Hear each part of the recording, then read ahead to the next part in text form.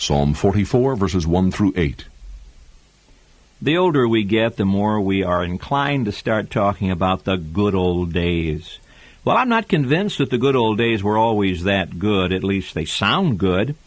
The writer of Psalm 44 must have been listening to discussions about the good old days, because this is what he wrote in verse 1. We have heard with our ears, O God. Our fathers have told us what work thou didst in their days, in times of old. And then he went on to describe how God had driven out the nations and planted the nation of Israel in the land. When Jewish people sat down to review their history, they would review one miracle after another. The deliverance from Egypt, the opening of the Red Sea, the path through the wilderness, victories over great armies, the opening of the Jordan River, the conquering of the Holy Land. My, what a history, the good old days. Well, the good old days are not just old days. We can have some good new days as well. Yes, God did do some great things for Israel.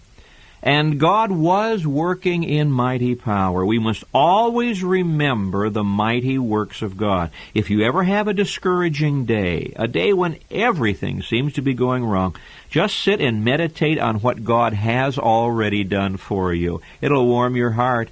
It'll lift your heart in praise and adoration. We must remember the great things that God has done for His people. That includes the great things He has done for His church. When you read the book of Acts, you see the mighty arm of God at work, and God is still doing great things for His people. In verse 4, the writer says, Thou art my King, O God. When God is your King, the same miracle power that was available to Moses and Joshua and David is available to you. Thou art my King, O God. Command deliverance for Jacob. Through thee will we push down our enemies.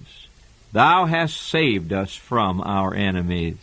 Don't just live on the memories of the good old days. God is not dead. His promises are still valid. Trust Him today and make Him your King.